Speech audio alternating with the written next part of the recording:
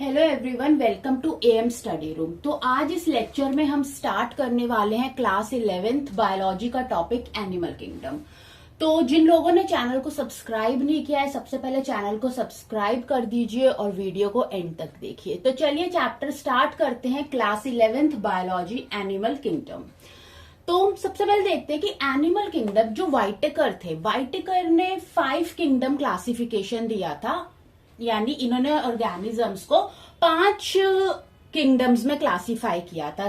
Kingdom Animalia, Plantae, Monera, protista and fungi. तो इन 5 kingdom में से आज हम एक किंगडम पढ़ने वाले हैं, दैट इज एनिमल किंगडम। अब हमें पता है कि जो हमारा प्लैनेट है उसमें बहुत ज्यादा डाइवर्सिटी ऑर्गेनिजम्स की, एनिमल्स की भी डाइवर्सिटी है, प्लांट्स की भी डाइवर्सिटी है, लेकिन इस चैप्टर के अंदर हम पढ़ेंगे एनिमल्स की डाइवर्सिटी। तो एनिमल्स को क्लासिफाई किया गया है according to various different characteristics, ठीक है। तो इसमें हम सबसे पहले स्टार्ट करेंगे कि क्या बेसिस है क्लासिफिकेशन के, कि किन चीजों के अकॉर्डिंग एनिमल्स को क्लासिफाई किया गया। तो सबसे पहला आता है हैबिटेट। अब देखो हैबिटेट का मतलब क्या होता है। हैबिटेट वो जगह होती है जहां पर ऑर्गेनिज्म रहते हैं, ठीक है। It is a place where organism lives. तो हैबिटेट के अकॉर्डिंग एनिमल्स को 2 चीजों में क्लासिफाई किया गया है। पहले और ऐसे ऑर्गेनिज्म जो कि एक्वेटिक है, एक्वेटिक यानी जो कि वाटर में रहते हैं। दूसरे ऐसे एनिमल्स जो कि टेरेस्ट्रियल है, टेरेस्ट्रियल मतलब जो कि लैंड पे रहते हैं। अब एक्वेटिक एनिमल्स को भी आगे चल के 3 पार्ट्स में डिवाइड किया गया है। First is zooplanktons, nektons and बेंथॉन।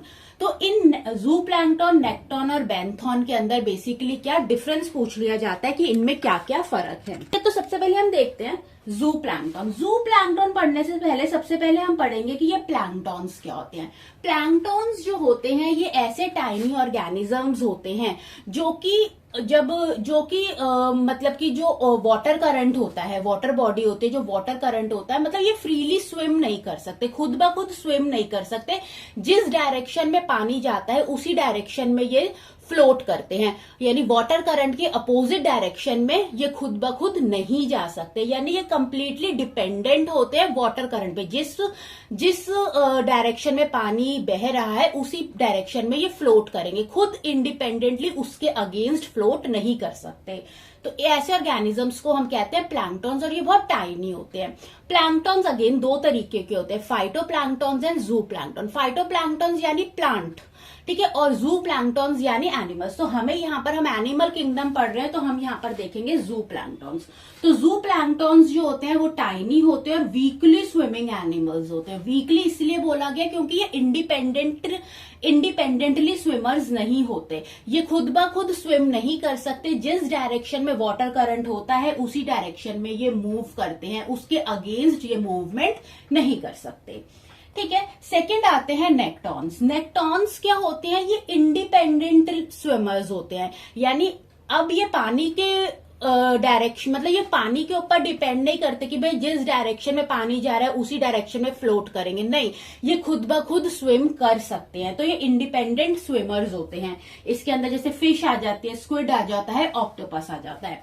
Third आ जाता है बेंथॉन। बेंथॉन ऐसे ऑर्गेनिजम्स होते हैं जो कि बॉटम ऑफ द वाटर, मतलब पानी के एकदम निचले हिस्से में क्रॉल करते हैं, सेडिमेंट्स में। उनको हम क्या कहते हैं, बेंथॉन्स कहते हैं। बेंथॉन्स में एग्जाम्पल आ जाता है स्पॉन्जेस, ठीक है। तो ये थे एक्वेटिक एनिमल्स। उसके बाद जो सेकंड जो आती है हैबिटेट में, that is terrestrial animals. Terrestrial animals जो कि लैंड पे होते हैं, ठीक है। इसके अंदर पहला आता है कर्सोरियल। कर्सोरियल्स का मतलब होता है जो फास्ट रनर्स हैं, ठीक है, जो लैंड पे काफी तेजी से भागते हैं, जैसे कैंगरू है, डॉग है। सेकंड आते हैं फ्यूजोरियल। फ्यूजोरियल्स होते हैं जो कि अंडरग्राउंड रहते हैं, बरो बना के रहते हैं, जैसे रैबिट हो गया, ठीक है, अर्थवॉर्म हो गया, ठीक है। तो ये फ्यूजोरियल एनिमल्स हैं। थर्ड आते हैं आर्बोरियल। आर्बोरियल्स ऐसे एनिमल्स हैं जो कि ट्री पे रहते हैं, जैसे कि बैट हो गया, मंकी हो गया। और फोर्थ आ जाता है एरियल। एरियल होते हैं यानी कि जो कि फ्लाई कर सकते हैं, जैसे बर्ड्स हैं, बैट है या फिर विंग्ड इंसेक्ट है, ठीक है। तो यहां पर हमने बेसिस ऑफ क्लासिफिकेशन में जो फर्स्ट हमने पढ़ा on the basis of habitat, जिनमें जो एनिमल्स हैं, ऑर्गेनिजम्स हैं, उनको दो हिस्सों में क्या करा गया, डिवाइड किया गया। एक्वेटिक एनिमल जो वाटर में होते हैं और टेरेस्ट्रियल जो कि लैंड पे होते हैं। ओके, अब हम देखेंगे second basis of classification, that is level of organisation. 5 level of organisation है जिनको हम 1 बाय 1 स्टडी करेंगे, जिसमें हम स्टार्ट करेंगे ए सेल्यूलर लेवल ऑफ ऑर्गेनाइजेशन से। ए सेल्यूलर जैसे कि नाम बता रहा है, ए सेल्यूलर यानी कि सेल, यानी ऐसे ऑर्गेनिजम्स जिनकी बॉडी सेल से नहीं बनी हुई। अगर सेल से बॉडी नहीं बनी हुई यानी कि बॉडी में क्या है, एक मास ऑफ प्रोटोप्लाज्म है, एक मतलब इंटैक्ट सेल नहीं है। ठीक है, बॉडी कैसी है, इंटैक्ट सेल नहीं है, यानी सेल से नहीं बनी हुई है या सेल में डिवाइड नहीं हो सकती, खाली प्रोटोप्लाज्म का एक मास है। ऐसे ऑर्गेनिजम्स को हम ए सेल्यूलर कहते हैं। और ये किनमें देखा जाता है, प्रोटिस्टा हो गए या प्रोटोजोआ हो गए। सेकंड आ जाता है सेल्यूलर लेवल ऑफ ऑर्गेनाइजेशन।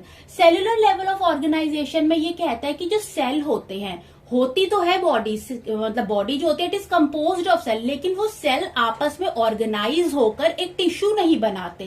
ठीक है, क्या बनाते हैं, लेकिन एक डेफिनाइट लेयर बना देते हैं। ठीक है, लेकिन वो प्रॉपरली ऑर्गेनाइज होकर ट्रू टिश्यू नहीं बनाते। तो ये cellular level of organisation sponges में देखी जाती है। थर्ड आ जाता है tissue level. Tissue level of organisation जो होती है, यानी इसके अंदर सिमिलर सेल्स आपस में ग्रुपिंग करते हैं और क्या फॉर्म करते हैं, टिश्यू फॉर्म करते हैं। तो ये ऑर्गेनाइजेशन हमें सीलेंट्रेट्स में देखी जाती है। सीलेंट्रेट्स का एग्जाम्पल आ जाता है जेलीफिश। फोर्थ आ जाता है organ level of organisation. Organ level में जब जो टिश्यूज होते हैं ये आपस में ज्वाइन होकर एक यूनिट बनाते हैं, यानी एक ऑर्गन बनाते हैं, तो ऑर्गन लेवल ऑफ ऑर्गेनाइजेशन ये प्लेटीहेलमिन्थेस में देखा जाता है, जिसका एग्जाम्पल आता है टेपवॉर्म। फिफ्थ आती है ऑर्गन सिस्टम, जो कि हमारे अंदर देखी जाती है कि डिफरेंट ऑर्गन्स जो होते हैं, ठीक है, मतलब कि ग्रुप ऑफ ऑर्गन्स जो होते हैं जो एक साथ काम करते हैं, दे आर वर्किंग टुगेदर, ठीक है, एज अ वन यूनिट, उसको हम क्या कहते हैं, ऑर्गन सिस्टम। जैसे कि डाइजेस्टिव सिस्टम है हमारा, तो उसके अंदर डाइजेस्टिव सिस्टम में बहुत सारे ऑर्गन्स एक साथ काम कर रहे हैं और पूरा एक डाइजेस्टिव सिस्टम बना रहे हैं। सिमिलरली रेस्पिरेटरी सिस्टम में बहुत सारे ऑर्गन्स काम कर रहे हैं और एक रेस्पिरेटरी सिस्टम बना रहे हैं। तो ग्रुप ऑफ ऑर्गन्स जो आपस में काम करते हैं और वो क्या बनाते हैं, organ system level of organisation बनाते हैं। तो ये एस्क्लेमेंथेस यानी राउंड वॉर्म से लेकर जो कॉर्डेट्स आ जाते हैं, कॉर्डेट्स यानी मैमल्स आ जाते हैं, उनके अंदर organ system of level of organisation देखी जाती है। ठीक है, तो एक बार और इसे फटाफट से देख लेते हैं। ए सेल्यूलर में क्या होता है, ए सेल्यूलर लेवल में सेल की बॉडी नहीं होती, खाली मास ऑफ प्रोटोप्लाज्म होता है। सेल्यूलर लेवल में क्या होता है कि जो सेल तो प्रेजेंट होते हैं लेकिन वो आपस में ऑर्गेनाइज होकर एक टिश्यू नहीं बनाते हैं, ये स्पॉन्जेस में देखा जाता है। टिश्यू लेवल ऑफ ऑर्गेनाइजेशन में भाई ग्रुप ऑफ सिमिलर सेल्स आपस में ज्वाइन होकर टिश्यू बनाते हैं, सीलेंट्रेट्स में देखा जाता है। ऑर्गन लेवल में ग्रुप ऑफ टिश्यूज ज्वाइन होकर एक ऑर्गन बनाते हैं, प्लेटीहेलमिन्थेस में देखा जाता है। और ऑर्गन सिस्टम में जब बहुत सारे ऑर्गन्स आपस में एक साथ काम कर एक पूरा सिस्टम बनाते हैं, जिसको हम ऑर्गन सिस्टम कहते हैं। ये एस्केलमेंथिस से कॉर्डेट्स तक में देखा जाता है। तो ये 5 इंपॉर्टेंट लेवल ऑफ ऑर्गेनाइजेशन है।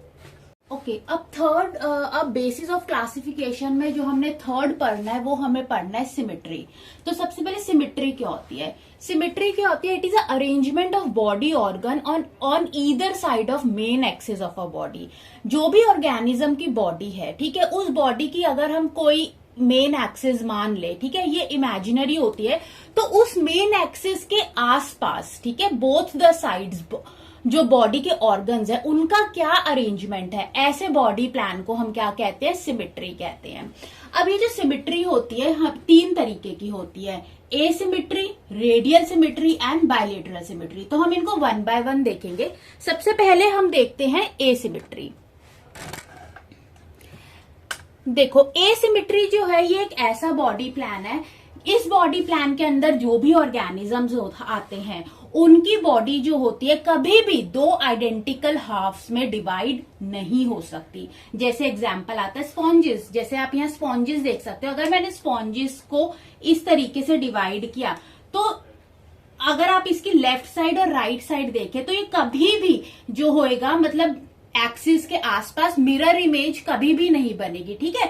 तो कभी भी आइडेंटिकल हाफ्स आपको इसके अंदर नहीं मिलेंगे। तो when a body of organism can not divide into identical halves in any plane, चाहे आप इस ऑर्गेनिज्म की बॉडी को किसी भी प्लेन में काट लो, चाहे ऐसे काट लो, चाहे ऐसे काट लो, चाहे ऐसे काट लो, आपको कभी भी दो आइडेंटिकल हाफ्स नहीं मिलेंगे। ऐसे बॉडी प्लान में हम क्या कहते हैं, एसिमेट्री कहते हैं। और इसका क्या एग्जांपल आता है, स्पॉन्जेस आता है। फिर आता है रेडियल सिमेट्री। रेडियल सिमेट्री में वो ऑर्गेनिजम्स आते हैं यानी जिनकी बॉडी, सपोज जैसे कि इनके अंदर वो ऑर्गेनिजम्स आते हैं, यानी कि अगर आप इनकी बॉडी को कट करें, किसी भी प्लेन में आप इसे कट करें, सेंट्रल एक्सिस से पास होते हुए टॉप टू बॉटम, अगर आप इन्हें कम करें तो आपको दो आइडेंटिकल हाफ जरूर मिलेंगे। यानी सपोज जैसे कि ये एक स्टार फिश है, ठीक है। तो रेडियल सिमेट्री का मतलब है कि मैं इसको किसी भी प्लेन में कट करूं, सेंट्रल एक्सिस से पास करते हुए टॉप टू बॉटम, चाहे ऐसे या चाहे ऐसे, मुझे दो आइडेंटिकल हाफ्स हमेशा मिलेंगे। तो ऐसी सिमेट्री को हम क्या कहते हैं, रेडियल सिमेट्री कहते हैं। और ये सीलेंट्रेट्स में हमें देखने को मिलती है, जिसका एग्जांपल क्या है, स्टारफिश, ठीक है। तो दो बेसिकली सिमेट्री में हमें क्या चाहिए होते हैं, दो आइडेंटिकल हाफ्स चाहिए होते हैं। यानी जब हम बॉडी मतलब अरेंजमेंट होता है, सिमेट्री का मतलब क्या होता है, बॉडी ऑर्गन्स का arrangement on either side of the main axis of the body. Third आ जाती है बायलेटरल सिमेट्री। बायलेटरल सिमेट्री के अंदर क्या आता है, सिमेट्री में आता है कि इसके अंदर वो ये एक ऐसा बॉडी प्लान है कि सपोज कोई एक ऑर्गेनिज्म है। अब इस जैसे रेडियल सिमेट्री में तो आप किसी भी प्लेन में आप ऑर्गेनिज्म की बॉडी को कट कर रहे थे, लेकिन बायलेटरल सिमेट्री में हम खाली एक ही प्लेन में ऑर्गेनिज्म की बॉडी को कट कर सकते हैं। तो सिंगल इमेजिनरी प्लेन होता है, जैसे मैंने इस तरीके से, लॉन्गिट्यूडनल होता है जनरली, ठीक है। तो सिंगल इमेजिनरी प्लेन में हम बॉडी को जब कट करते हैं तो हमें दो इक्वल हाफ्स मिलते हैं, लेफ्ट और राइट मिलता है, ठीक है। तो रेडियल सिमेट्री में आप किसी भी प्लेन में कट कर सकते हो, लेकिन बायलेटरल सिमेट्री में हम सिंगल इमेजिनरी प्लेन में ही बॉडी को कट करते हैं और हमें दो इक्वल हाफ्स मिलते हैं, that is left and the right side. Bilateral symmetry के अंदर ऑर्गेनिजम्स की फ्रंट साइड भी होती है, ठीक है। फ्रंट साइड जिसको हम एंटीरियर साइड कहते हैं, बैक साइड जिसको हम पोस्टीरियर साइड कहते हैं, बॉडी की जो अपर साइड होती है उसको हम डॉर्सल कहते हैं, और उस बॉडी की जो नीचे वाला हिस्सा होता है उसको हम वेंट्रल साइड कहते हैं। एग्जाम्पल एनालिडा में एग्जाम्पल आता है अर्थवर्म, और आर्थ्रोपोडा में एग्जाम्पल आ जाता है कॉकरोच, ठीक है।